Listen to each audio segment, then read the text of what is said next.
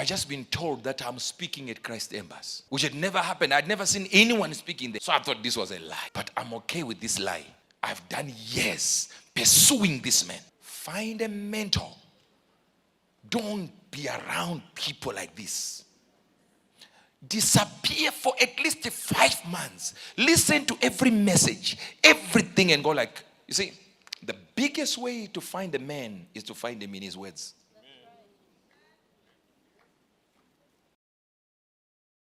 I spent years looking for Pastor Chris.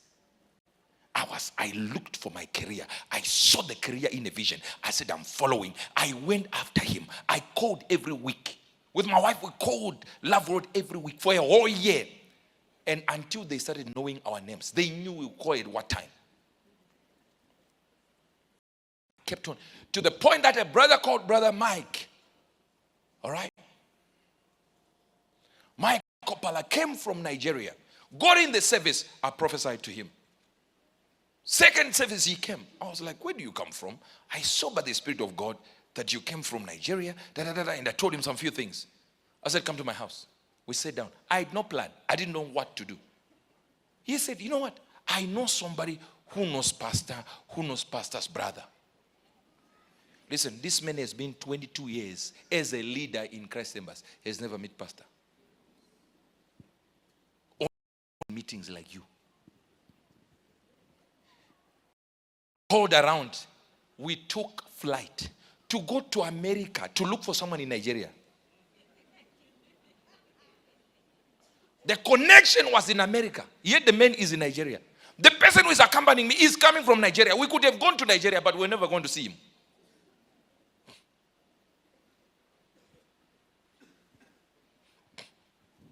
When I got there, I found out that, I'm here, but because there was a hurricane, I'm going to look at some buildings that pastor owns in America.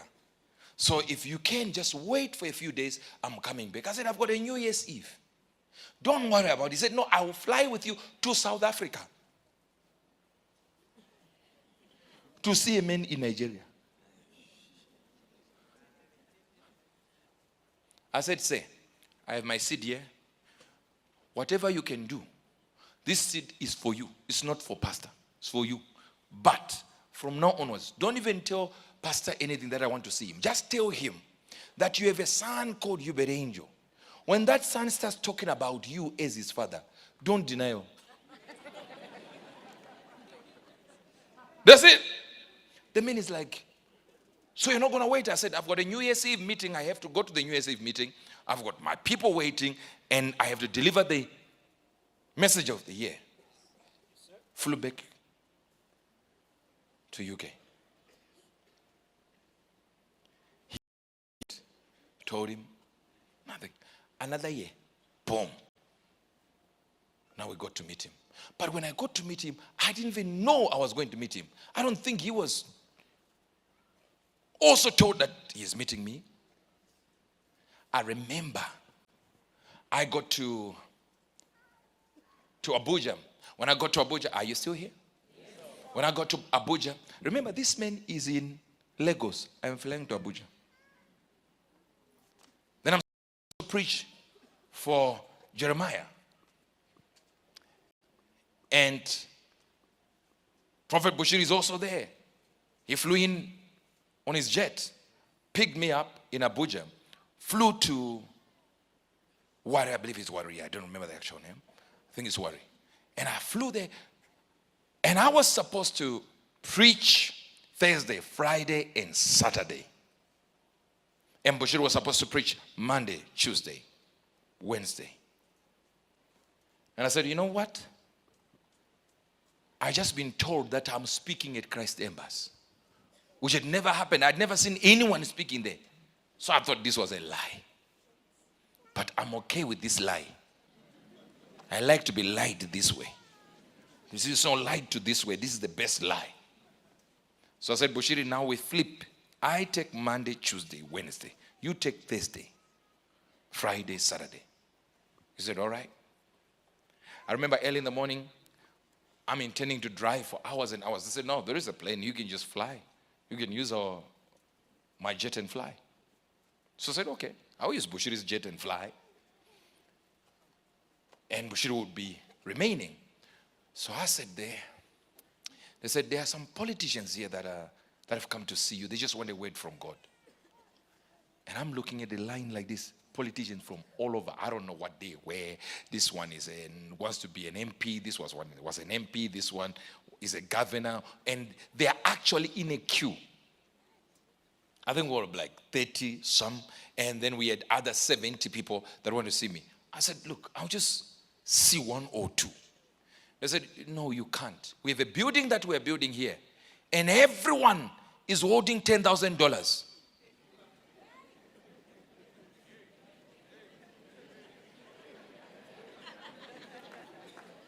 Is it the 10,000 or what I'm saying here? Which one is moving you? So, look, listen, I studied finance. I don't need to study finance to calculate 10,000 times 100 people.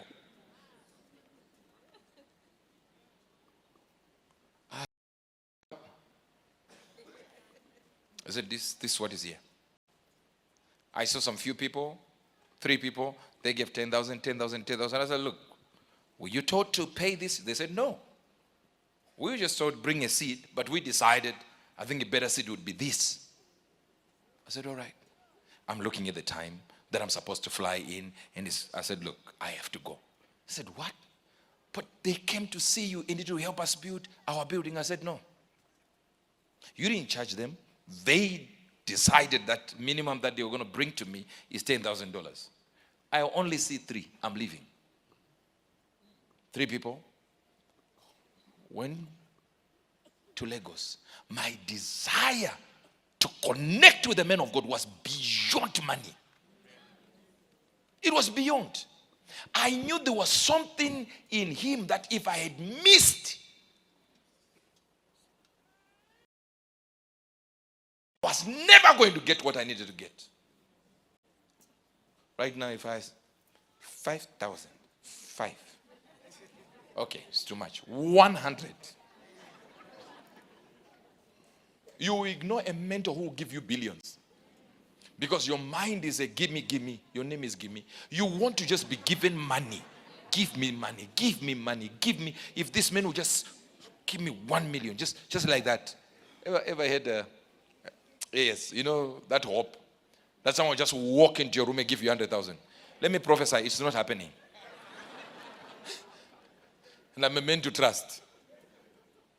Just, what are you? You are going to be given 100,000. Can't you have a desire to give that 100,000? To somebody on the street, they just say, yeah, 10,000, yeah, hey, 500. We did that in UK. Who just move and wait for somebody to come to the till, and they said their bill is $200, and we've already paid. And we just raise our hand and say, that one, keep charging the card. And then we will hide somewhere, and the teller will tell them, oh, somebody here said Jesus paid for it. Where? Couldn't find me. Why is that? Okay, I needed a mentor who can get me into billions. Not millions. Not maybe if I had seen all of them that knew we are raising money to build a building. Maybe if I had seen them, I missed my flight. And then the following day will not happen. It was the day I will fly, and Pastor Chris was never going to see me. I said, never. I've done years pursuing this man. I need to meet him. Some of you, I meet you outside there, and all you can do is, man of God, I love you so much. Wonderful. But after you have said it, desire something deep that you have seen on me. Desire something deep. See beyond what other people are seeing.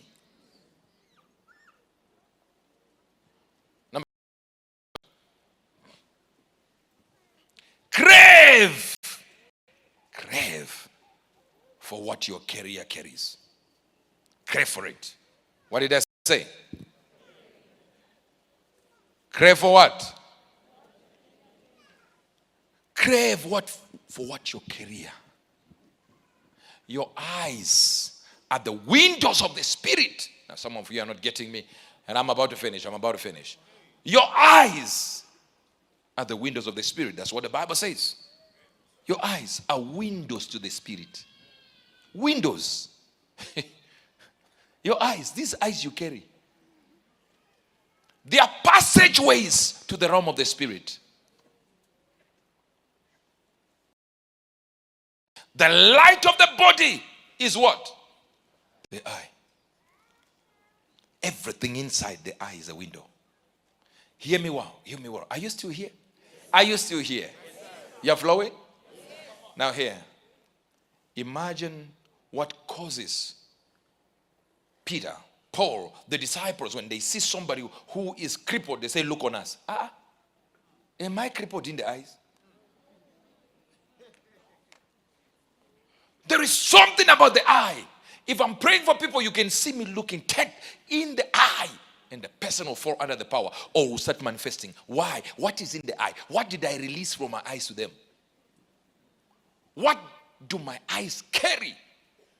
What are your eyes seeing when you see Uebert Angel? What do they see? Some of you just see a rich person and that's the end of the story.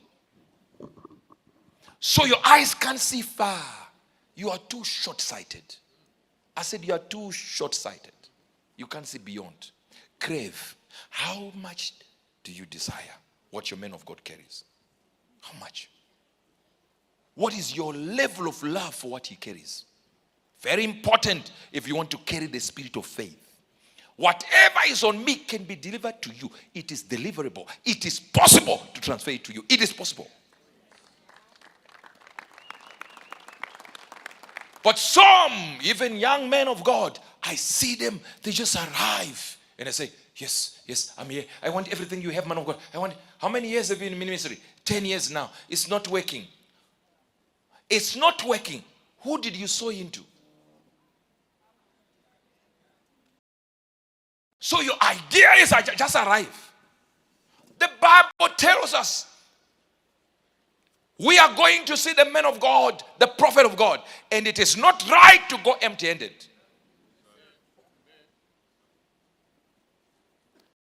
See young men of God carrying nothing but themselves and a smile when they see great oracles in the spirit. Can be released? Absolutely nothing will be released to you. Imagine if you are the one who bought my bed. Every time I sleep on it, I remember you. Or think, would I kneel down before day and forget your name? We're talking about just a natural level of it. Weaklings in the spirit. People who don't desire things enough. They don't crave for what someone carries. They just want spotlight. That's it, spotlight. If I get the prophetic, wow, wow, wow, wow, you will see. What are you willing to do to get to the prophetic? How many know Archbishop Nicholas Duncan Williams? They have the same father with Oyedepo, same father with Pastor Chris Idahosa. As much as they came into alignment with their father, they are still different ministries and different impacts. But these ones, I'm talking about people that have made it, as we call it. But Archbishop Nicholas Duncan Williams is so open and so truthful and so real. He said, I would go into the bedroom of Idahosa with Oyedepo. Said, we would kneel down like this and I bring my Ghana offering. And Oyedepo will bring his offering. He says, I listened to my father's declarations over Oyedepo. They were different to mine. See, they're not getting this. Are you getting it? He's getting it here. He said, I listened to the declarations. He said, when my father would speak, are you getting it? He said, when my father would speak about the declarations, my father would speak. He said, I would be looking at him and go like. Then he said, he will raise his hand. He said, as long as the Lord lives, you will not struggle financially ever in your life. He said, when you talk about to me with my little offering, he will speak words, but they were not like Oyedepo's words. He said, when I see Oyedepo building what he's building, they don't know the words that were inside the bedroom. He had a desire. That's the man who taught me these things.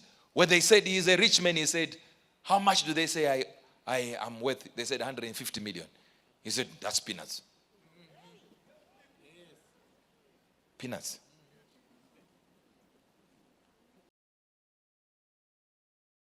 An over 100,000 seater now.